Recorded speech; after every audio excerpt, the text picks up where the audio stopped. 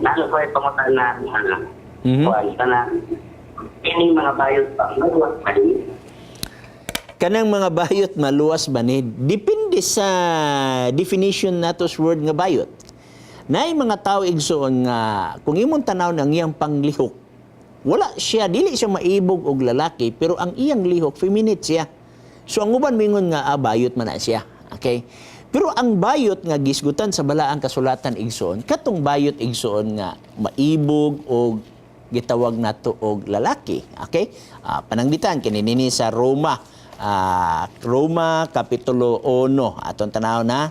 Tanaw na to ang maong Roma Kapitulo 1. Okay? Versikulo 26. Okay? Tungod ni ining maong hinungdan, gitugyan sila sa Dios ngadto sa mga pangibog nga makauulaw ang ilang mga kababainan na nag-usab sa kagamitan nga tiunay sa ilang pagkababay ngadto sa kagamitan nga supak sa kinaiya.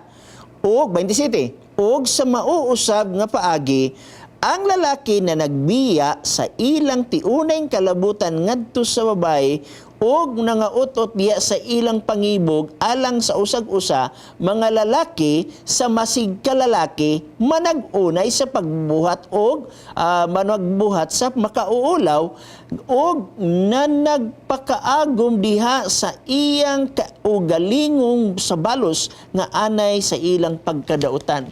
Lalaki isig kalalaki. So ingani ang bayot nga gisgutan sa Biblia igsuon nga ang lalaki maibog sa iyang isig kalalaki.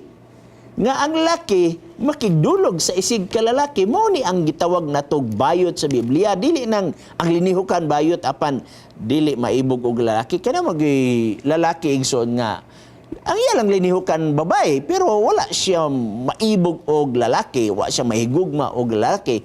Ang bayot nga gisgutan sa Biblia katong lalaki nga nakigkuan og lalaki usab, no? So, mo nagikomentaryohan sa balaang kasulatan dinhi sa unang Korinto, Kapitulo 6, versikulo 9, nag-ingon diri igsoon. Nasayod ba kamo nga ang mga dili matarong, dili makapanunod sa ginharian sa Dios?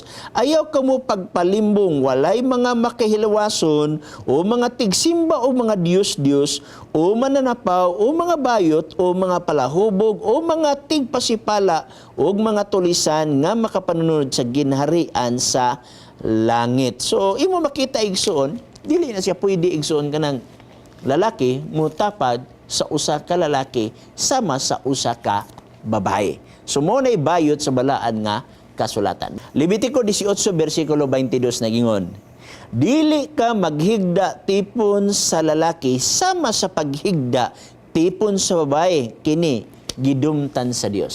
So ang lalaki dili pwede muhigda tipon sa lalaki sama sa babae, kini gidumtan sa Dios. So mo ni gisgutan nga bayot sa Biblia. Pero kanang linihukan bay lang unya atong una-una bayot na siya di na mao ang gisgutan sa Biblia.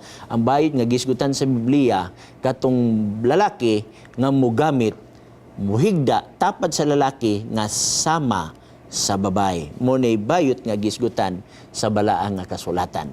Pero igsoon nga ni, naay mga tao nga ingana ang ilang kaluhihang para gyapon sa mga tao nga na-involve sa drugs, naay mga tao na-involve sa alcohol, atong iampo ang ilang kahimtang sama sa atong pag-ampo sa atong kaugalingong nga kahimtang.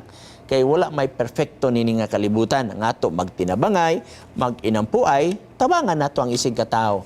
Dili nato siya imbis na siya sa lapok, inudnod pagid nato pag-ayo dito sa lapok.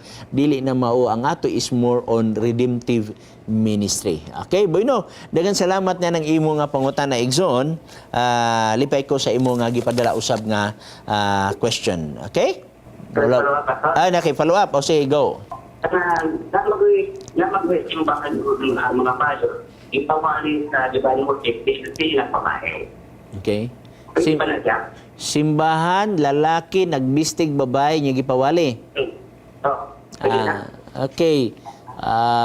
dili na siya pwede sa Seventh-day Adventist igsoon, wala masag ko naka-experience sa kad ana nga nakakita nga nay lalaki unya nagsulob og sinina sa pagkabay, unya nitindog sa pulpito o nagwali, wa pa ko kakita na sa Seventh-day Adventist igsoon.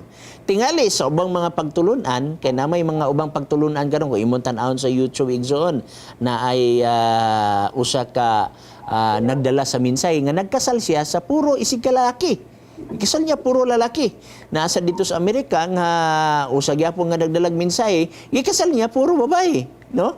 Dili opposite sex, no? So nahitabo na sa ubang mga simbahan pero wala na mahitabo sa Seventh-day Adventist igsoon nga nagpractice ang Seventh-day Adventist nga usa ka lalaki nagsuot og sinina sa babae unya nagwali sa pulpito.